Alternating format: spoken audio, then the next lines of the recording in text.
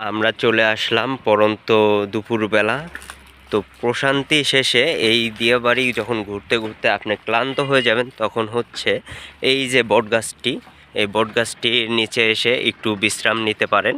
তো এই বিশ্রামের ফাঁকে ফাঁকে ওই যে সামনে যে বিল্ডিংটা দেখা যাচ্ছে, আমি জুম করে দেখাচ্ছি ক্যামেরার মাধ্যমে, ওটা হচ্ছে বিজিএম অফিস। তো বাংলাদেশ গার্মেন্টস শিল্পের যত গার্মেন্টস আছে, তো সবার হেড হচ্ছে বিজিএম আওতাধীন। তো বিজিএম দ্বারা সব বাংলাদেশের সকল গার্মেন্টস পরিচালিত হয় এবং ঢাকা শহর বিশেষ করে যত গার্মেন্টস আছে সব এই বিজিএম দ্বারা পরিচালিত হয়। সো যত বায়ার বিদেশি বায়ার কন্ট্যাক্ট করে বিজিএম এর সাথে, পরে গার্মেন্টস মালিকদের সাথে কন্ট্যাক্ট করে। তো এখানে আপনাদের আরেকটি কথা বলে দিচ্ছি, সেটা হচ্ছে যখন আপনার কোনো শ্রমিকের যে শ্রম আইন আছে বাংলাদেশে, তো এখানে শ্রমিকের ন্যায্য মজুরি সহ মানে যত সুযোগ সুবিধা আছে তো তারা মানে গ্রহণ করে থাকে। এবং কি কোনো শ্রমিক যদি অবহেলিত বা কোনো গার্মেন্টস তাদের শ্রমিকের বেতন দিতে পারে না, তো শ্রমিকরা চাইলে এই বিজিএম অফিসে এসে অভিযোগ জানাতে পারে। তো তখন হচ্ছে এই বিজিএম অফিস থেকে সেই গার্মেন্টসের পদক্ষেপ গ্রহণ করে। তো আমাদের যে সকল শ্রমিক ভাইয়েরা আছে গার্মেন্টস ইন্ডাস্ট্রিতে, তো তারা চাইলে এখানে মনে করলেন যে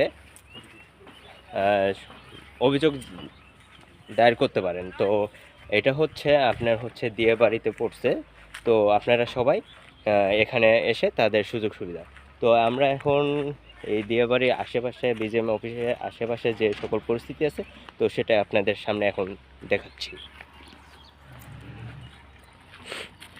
এই জন্য এক মরুভূমি মতন দেখাচ্ছে। তো সামনে যদিও মনে করেন যে নতুন বিল্ডিং হচ্ছে, তো আগে কিন্তু এই রাস্তাগুলো অনেক পরিষ্কার ছিল, তো বর্তমানে ধুলোবালি ইট পাথর একদম পরিস্থিতি অন্যরকম।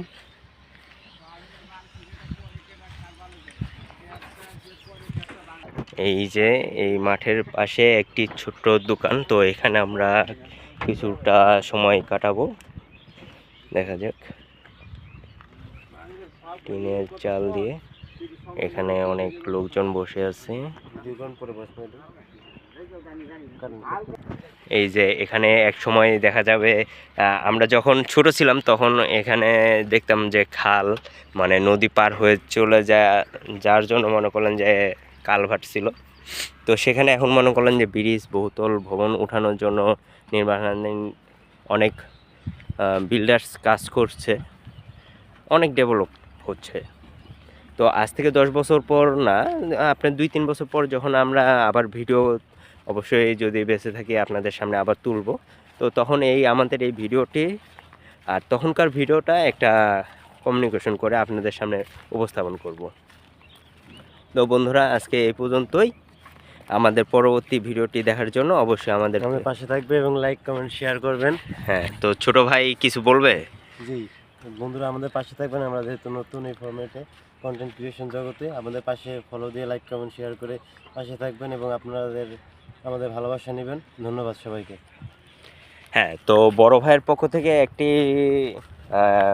কথাই আপনাদেরকে বলতে চাই যে হ্যাঁ, আমরা এখন ছোট আছি, আমাদের হয়তোবা ভালো ক্যামেরা নেই, ড্রোন নেই। তো আপনাদের অনেক বর্তমান বাজার জগতে অনেক কন্টেন্ট ক্রিয়েটর আছে যারা মনে করলেন যে ডিজিটাল সকল কিছু নিয়ে প্রস্তুত। তো আমরা ছোট থেকে শুরু করতেছি, তো ইনশাল্লাহ এক সময় আমাদের কাছেও সব থাকবে আশা করি।